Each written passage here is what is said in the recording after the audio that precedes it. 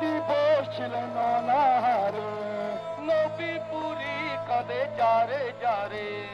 রক্ত নয়, চোখের জলে লিখা এক বেদনাগাথা ইতিহাস কারবালা। আজও বুক চিরে হাহাকার তোলে ইমাম হোসেন রাদিয়াল্লাহু তাআলা আনহু-এর আত্মত্যাগের সেই দিন। পবিত্র আশুরার দিনে মুসলিম বিশ্ব স্মরণ করে সত্য ও ন্যায়ের এক অমর যোদ্ধাকে। আর সেই স্মৃতি ধারণ করেই ঢাকার পুরান এলাকায় অনুষ্ঠিত হয় শতাব্দী পেরোনো ঐতিহ্যবাহী তাজিয়া মিছিল। যে রাসূলের ইতরাত আহলে বায়াতের যে দায়িত্ব পালন করে গেছেন, উনি যেভাবে মানুষকে ইসলামকে শিক্ষা দিচ্ছেন, সেই আদর্শ অনুযায়ী যদি মুসলমান চলে, সে মুমিন হতে পারবে, সে জান্নাতি হতে পারবে, সে সালিহিন হতে পারবে, রাসূলুল্লাহর অনুসারী হতে পারবে, তাওহীদে বিশ্বাসী হতে পারবে। যে কয়টা এখান থেকে মিছিল বের হয়, আমরা প্রতিটাতেই শামিল হই। পুরান ঢাকার হুসনি দালানে আজ ভোর থেকে জড়ো হয় হাজারো মানুষ। দুঃখ বেদনার আত্মত্যাগের স্মরণে মাতম করেন তারা। ইসলামের ইতিহাসে কারবালার প্রান্তরে ইমাম হোসেন রাদিয়াল্লাহু তাআলা আনহু ও তার সঙ্গীদের শাহাদাতের স্মরণে এই মিছিল যেন এক চলমান শোকগাথা।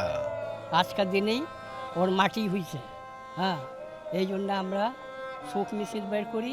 আমরা এখানে তো খালি পাও, এখানে ঠান্ডা করতে যাই। আশুরার দিনকে এলা মানত করুন, যা পারি তো বিকে এলা ওই যে একটা মুরগি নিয়েছি। তাজিয়া আলম এবং শোকচিহ্ন নিয়ে মিছিল এগোয় ঢোলের করুণ সুর আর মাতমের ছায়ায়। হোসেন রাদিয়াল্লাহু তাআলা আনহুর প্রতীকী কফিন ও যুদ্ধের ঘোড়াগুলো শোকযাত্রার বিশেষ আকর্ষণ হয়ে ওঠে।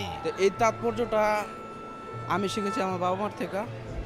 আমার সন্তানও যাতে এই জিনিসটা শিখে এবং এই জিনিসটা বুকে ধারণ লালন করতে পারে, এই জন্য আমার বাচ্চাকে নিয়ে আসা।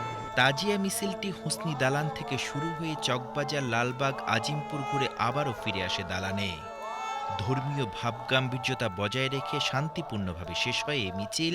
এ সময় নিরাপত্তা নিশ্চিত করতে মোতায়েন ছিল অতিরিক্ত আইনশৃঙ্খলা রক্ষাকারী বাহিনী। সামনে এবং পিছনে, ডানে বামে এবং মিছিলের মাঝে ব্যাপক প্রস্তুতি আছে। আমাদের অনেক ফোর্স আছে, আমাদের সার্বিক নিরাপত্তা ব্যবস্থা জোরদার করা হয়েছে।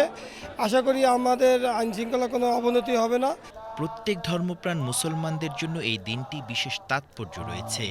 অনেকেই নফল রোজা ও বিশেষ দোয়া মোনাজাতে এই দিনটি পালন করেন। তবে শিয়া সম্প্রদায়ের আয়োজন একটু ভিন্নধর্মী এবং তা বিশেষ একটি ঐতিহ্যের অংশে পরিণত হয়েছে।